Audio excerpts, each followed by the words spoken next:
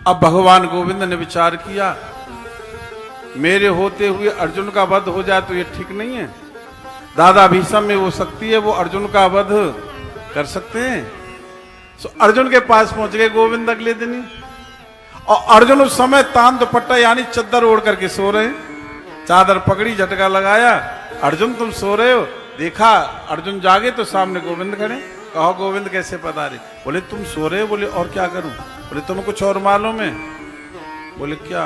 बोले दादा भीष्म ने प्रतिज्ञा की है कल के युद्ध में वो तुम्हारा वध कर देंगे। अर्जुन बोला सुना तो मैंने भी है। भगवान बोले बड़ा कमाल का आदमी है, फिर भी गहरी नींद लेकर के सो रहा है, तुझे जरा भी चिंता नहीं है। अर्जुन बोला गोविंद आप चले जाओ, मुझे सो जाने दो, मेरी नींद को खराब मत करो, मुझे कोई चिंता नहीं है। चिंता तो उसे होगी जिसे मेरी रक्षा करनी है, मुझे कोई चिंता नहीं है। हमें चिंता नहीं उनकी, उन्हें चिंता हमारी है। हमें चिंता नहीं उनकी, उन्हें चिंता हमारी है। मेरी नैया के केवड़ तो सुदर्शन चक्र हमारी है। भगवान बोले रक्षा भी मैं करूं और चिंता भी मैं करूं। फिर भगवान वहां से द्रौपदी के पास गई। द्रौपदी उस समय मांग में सिंदूर डाल रही थी। भगवान गई, द्रौपदी ने देखा, बड़ी प्रसन्न हुई। भगवान ने कहा बहन जिस मांग में तुम सिंदूर डाल रही हो ना, कल के युद्ध में ये आकाश को उड़ जाएगा। द्रौपदी बोली आजकल मैं कम सुनती हूँ, दोबारा बताओ। बोले कल के युद्ध में तुम विधवा हो जाओगी। विधवा होने का नाम सुना, एक सुहागिन नारी के लिए तो भाई विधवा शब्द ही बड़ा भयंकर है। बड़ी दुखी हुई सुन करके, उसके दुख का क्या ठिकाना होगा। पर दुखी तो हुई, पर क्रोध भी कृष्ण के ऊपर खूब किया। और क्रोध में आकर के बोली कृष्ण खबरदार, जो तुमने मुझसे विधवा होने के लिए कहा तो, अरे तुझे मालूम नहीं किसी बहन का तेरा जैसा भाई हो और तेरे जैसे भाई के होते हुए वह बहन विधवा हो जाए तो तेरे जैसे भाई का तो जीना धिक्कार है कृष्ण। यह बात सुनकर के भगवान मौन हो। भगवान बोले बहन एक उपाय है। बोले क्या? बोले आज अर्धरात्रि के समय दादा भीष्म के पास में दुर्योधन की पत्नी भानुमति वह चरणों में प्रणाम करने के लिए आएगी और महात्मा भीष्म से सौभाग्यवती होने का आशीर्वाद देंगे। पर तू एक काम करवाते पहले तू चलना, वो चरणों में प्रणाम कर लेना, महात्मा जी आशीर्वाद दे देंगे, सौभाग्यवती बाबा कह देंगे तो रक्षा तो होगी बे। अरे भैया चलो कृष्ण आगे आगे, कृष्ण पीछे पीछे। द्रौपदी ने चरण पादुका पहन रखी थी। भगवान बोले ये आवाज करती हैं, ये उतार के मुझे दे दो। उतार ली, भगवान ने ले ली चरण पादुका, चप्पल ले ली। भगवान कितने सरल हैं, अपने भक्त की चप्पल उठा लेते हैं। देखो ना, है विशेष बात। अपने प्रेमी भगवान का कोई प्रेमी बन के तो देखे। तो चरण पादुका ली, पीतांबर में ऐसे बांध ली और मुख्य दरवाजे पर भगवान कृष्ण खड़े हो गए। द्रौपदी को अंदर भेज दिया। एक भक्त ने लिखा खुद तो बाहर ही खड़े रहे, भीतर भेजा पांचाली को, दादा भीष्म के चरणों में जाकर अपना मस्तक रख दो। अरे खुद तो बाहर ही खड़े रहे, भीतर भेजा पांचाली, दादा भीष्म के चरणों में जाकर अपना मस्तक रख। उस अर्धरात्र की बेला में दादा के लगे समाधि थे। उस अर्धरात्र की बेला में दादा के लगे समाधि थे। मन प्रभु चरणों में लीन हुआ, उस जगह न कोई व्याधि थी। द्रौपदी ने जाकर सर रखा चरणों पर भीष्म पितामह के। चरणों पर कौन झुका देखूं, दादा भीष्म एकदम चौके। दादा भीष्म एकदम चौके। देखा एक सदवा नारी है, चरणों पर शीश झुकाती है। देखा एक सदवा नारी है, चरणों पर शीश झुकाती है। उसकी तन की रंगत साड़ी सदवापन को दर्शाती है। आशीर्वाद मुख से निकला सौभाग्यवते भवतु बेटी।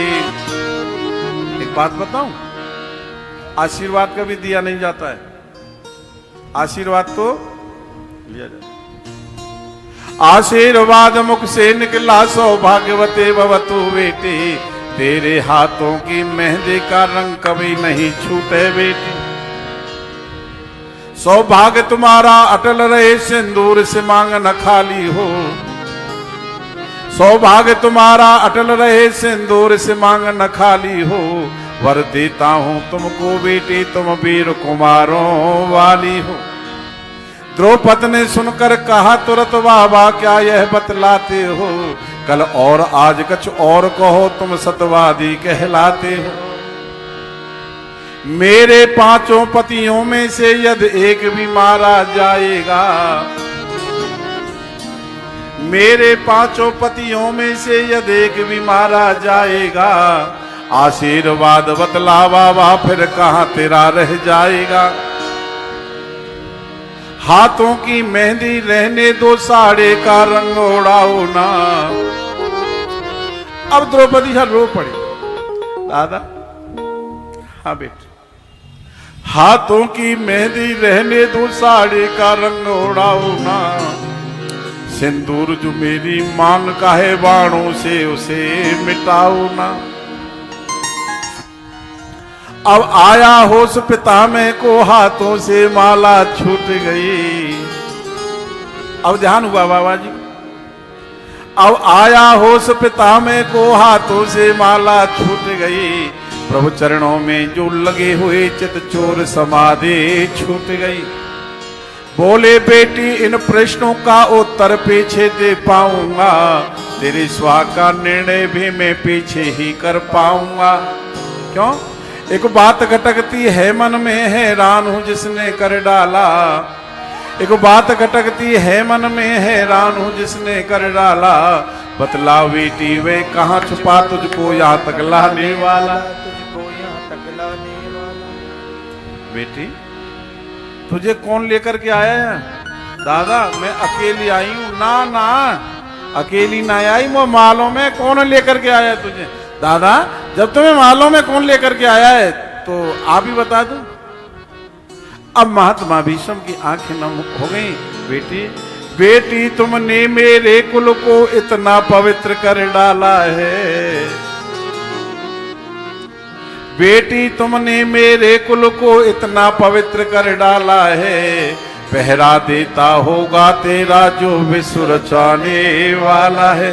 जो विश्व रचाने वाला, पहरा देता होगा तेरा जो विश्व रचाने वाला है। उठकर देखा जो बाबा ने ड्योढ़े का दृश्य निराला था। अरे उठकर देखा जो बाबा ने ड्योढ़े का दृश्य निराला था। और पीताम्बर का घूंघट डाले वह खड़ा बांसुरी वाला था। वहाँ खड़ा बांसुरी वाला था। और पीताम्बर का घूंघट डाले वह खड़ा बांसुरी वाला था। बोले बाबा मेरे स्वामी ये कैसा खेल रचाया है। बोले बाबा मेरे स्वामी ये कैसा खेल रचाया है। भक्तों की रक्षा करने को दासी का भेष बनाया है। दासी का भेष बनाया है। हाथ पकड़ लिया।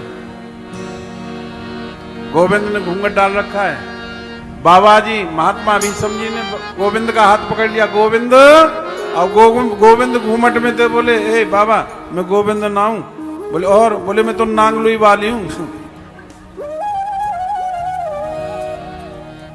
कौन सी? नांगलोई वाली हूं, सिंगला परिवार वाली हूं। ए बाबा जी तो मेरे घूंघट नहीं दिख रहा। भगवान बोले मैं तो द्रौपदी ही दासी हूं। अब बताओ है ना प्रेम? भगवान से प्रेम कर लो, भगवान तुम्हारे नौकर बन जाएंगे। भगवान तुम्हारी बहना दासी बनने को तैयार हैं।